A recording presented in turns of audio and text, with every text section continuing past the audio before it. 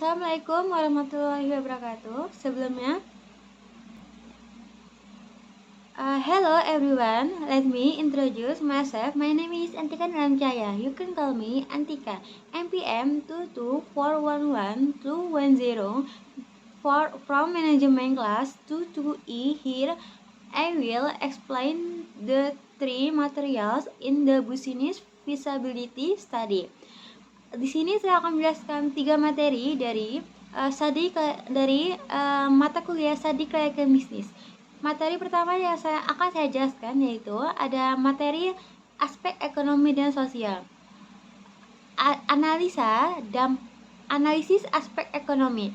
Analisis aspek ekonomi suatu proyek bisnis itu tidak hanya memperhatikan manfaat yang dinikmati dan pengorbanan yang ditanggung oleh perusahaan, tetapi oleh semua pihak dalam perekonomian. Aspek-aspek penilaian manfaat bisnis yang direncanakan dapat ditinjau dari berbagai sisi seperti sisi rencana pembangunan nasional, kemudian ada sisi distribusi nilai tambah, ada sisi nilai investasi per tenaga kerja, ada hambatan di bidang ekonomi, kemudian ada dukungan pemerintah. Yang kemudian ada aspek sosial. Dalam menjalankan bisnis, perusahaan hendaknya itu memberikan atau memperhatikan keseimbangan kehidupan sosial karena perusahaan hidup bersama dengan komponen-komponen lain yang berada dalam tatanan kehidupan yang pluralis dan kompleks, sehingga perusahaan mempunyai tanggung jawab sosial. Berikut saya akan menyebutkan peran perusahaan. Yang pertama ada perusahaan sebagai lembaga sosial, yang kedua ada perubahan kondisi sosial yang kompleks, yang ketiga ada perusahaan dalam masyarakat yang pluralistik. Yang kemudian ada dampak usaha atau investasi dari aspek ekonomi dan aspek sosial. Di sini saya akan menjelaskan dari dampak dari aspek ekonomi itu terlebih dahulu. Yang pertama ada meningkatnya ekonomi rumah tangga melalui peningkatan pendapatan keluarga, perubahan pada nafkah, tersedianya jumlah atau ragam produk barang dan jasa. Kemudian ada terbukanya kesempatan kerja bagi masyarakat, tersedianya sarana dan prasarana. Yang kedua ada menggali, mengatur dan menggunakan ekonomi SDA, yaitu pemilikan dan penguasaan SDA yang teratur. Kemudian ada penggunaan lahan efisien dan efektif. Kemudian ada peningkatan nilai tambah SDA dan ada peningkatan SDA lainnya yang belum terjamah.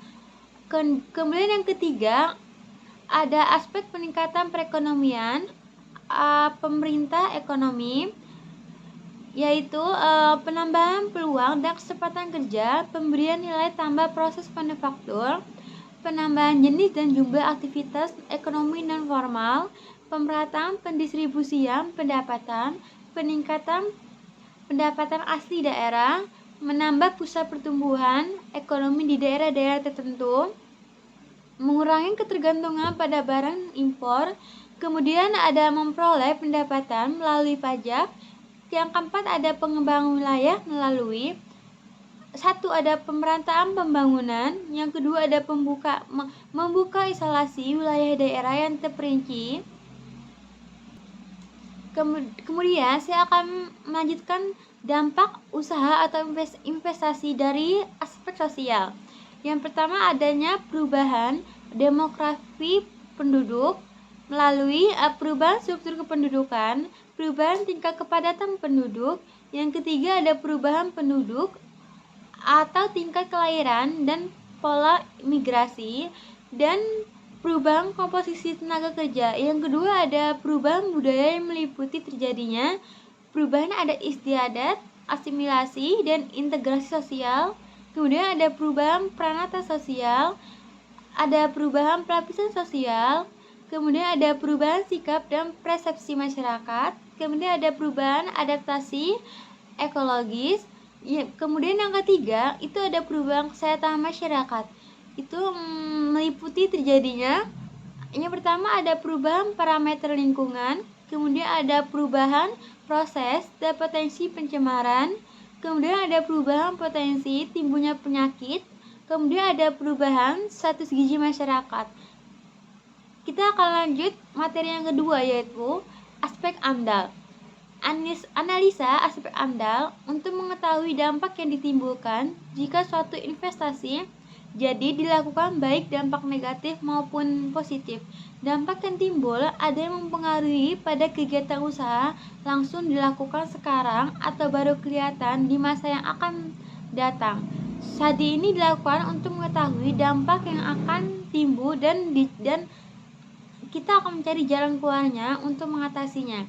Definisi AMDAL telah kita telah secara cermat dan mendalam tentang dampak besar dan penting suatu rencana usaha dari kegiatan. Arti lain adalah teknik untuk menganalisis apakah usaha yang akan dijalankan akan mencemarkan lingkungan atau tidak, dan jika ya, maka diberikan jalan alternatif pencegahannya menurut PP nomor 27 tahun 1999 pasal 1.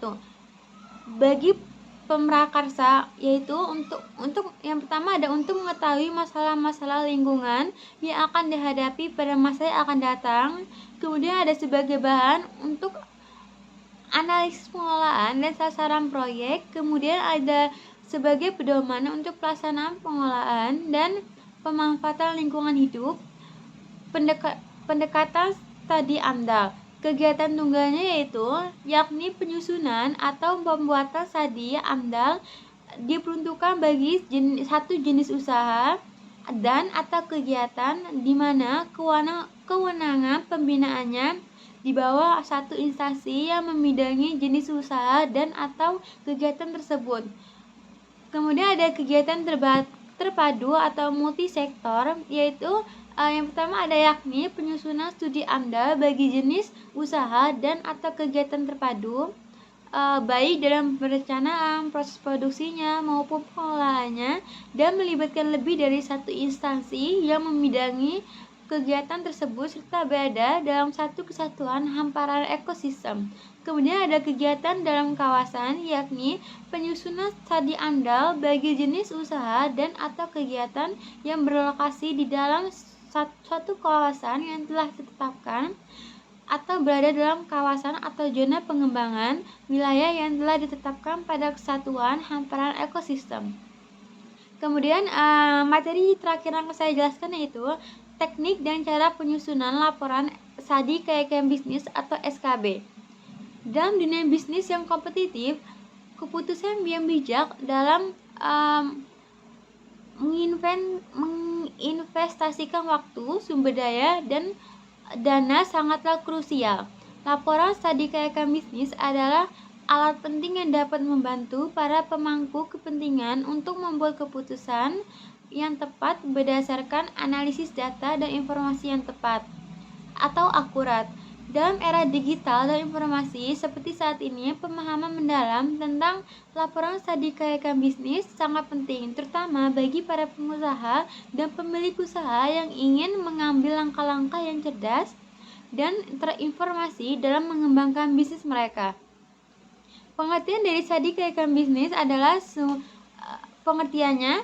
keyakinan bisnis adalah suatu proses analisis yang dilakukan oleh individu atau organisasi yang untuk mengevaluasi potensi keberhasilan suatu usaha atau proyek bisnis. Tujuan utama dari dilakukannya studi keyakinan bisnis adalah untuk menentukan apakah investasi dalam suatu proyek atau usaha tertentu akan menghasilkan keuntungan yang memadai dan apakah proyek tersebut dapat layak dilaksanakan. Kemudian ada tujuan membuat laporan studi keyakinan bisnis, yaitu yang pertama ada evaluasi keberhasilan potensial, yang kedua ada pemilihan ide bisnis, yang ketiga ada penyusunan rencana strategis, yang keempat ada persiapan untuk pembiayaan, yang kelima ada pengembalian keputusan yang terinformasi, yang terakhir yaitu pengelolaan risiko. Manfaatnya kita membuat laporan studi keyakinan bisnis yaitu Yang pertama ada penentuan kelayakan keuangan, yang kedua ada peningkatan efisiensi dan produktivitas, yang ketiga ada penghematan waktu dan sumber daya, yang keempat ada kepercayaan pemangku kepentingan, yang kelima ada perencanaan yang lebih baik, yang terakhir ada pemenuhan persyaratan hukum. Kemudian cara membuat laporan strategi keuangan bisnis, yaitu yang pertama ada identifikasi latar belakang proyek atau usaha. Isinya itu kita menjelaskan latar belakang proyek atau usaha, termasuk alasan mengapa proyek ini diusulkan. Kemudian di dalam juga kita isi tentukan tujuan dan sasaran yang ingin dicapai oleh proyek ini. Kemudian selanjutnya ada yang kedua, yaitu ada analisis pasar. Isinya itu yaitu lakukan analisis pasar yang mencakup ukuran pasar, tren permintaan, dan profil pesaing. Kemudian ada identifikasi segmen pasar yang menjadi target dari proyek yang akan kita jalankan. Kemudian ada yang ketiga, yaitu analisis teknis. Isinya itu kita jelaskan aspek teknis proyek, termasuk teknologi yang digunakan, peralatan yang diperlukan, dan lokasi visi proyek. Kemudian ada tinjau apakah aspek teknis ini dapat diimplementasikan secara efisien. Yang keempat ada analisis keuangan, yaitu buat proyeksi keuangan yang mencakup pendapatan, biaya, dan perkiraan laba bersih dalam jangka waktu tertentu. Kemudian hitung nilai-nilai finansial seperti NPV, PV atau Net Present Value, IRR atau Internal Rate of Return atau payback period. Yang kelima ada analisis legal dan perizinan, yaitu kita jelaskan semua persyaratan hukum dan perizinan yang berlaku untuk proyek atau usaha. Kemudian ada pastikan semua izin ini diperoleh sebelum kita melaksanakan proyek. Kemudian yang keenam ada analisis manajemen, yaitu tinjau kemampuan tim manajemen yang akan mengelola proyek yang akan dijalankan. Kemudian ada diskusikan pengalaman dan kualifikasi anggota tim. Yang ketujuh ada analisis resiko, identifikasi potensi resiko yang mungkin timbul selama kita menjalankan proyek tersebut. Kemudian ada tinjau strategi untuk mengelola dan mengurangi risiko-risiko ini. Kemudian yang kedelapan ada ringkasan eksekutif.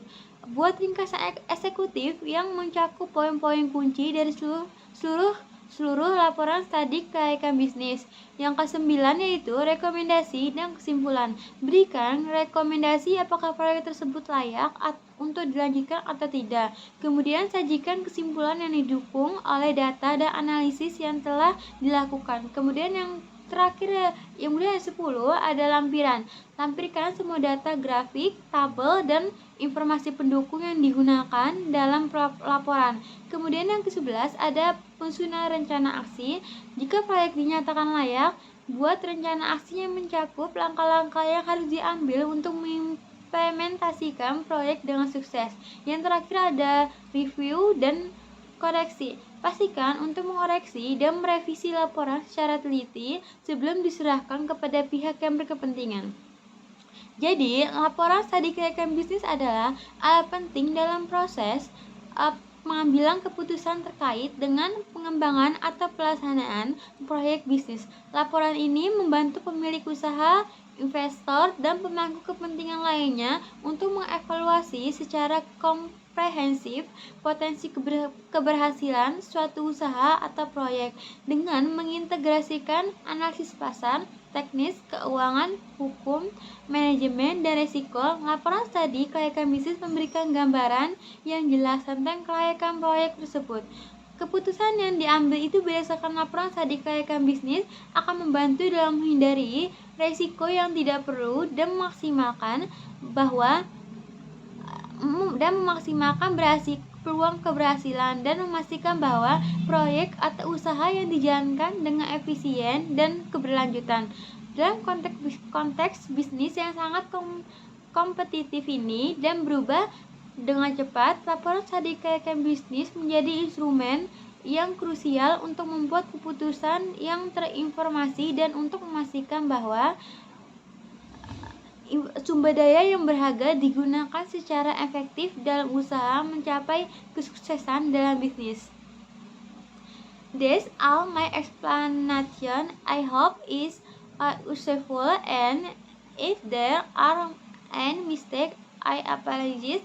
Thank you.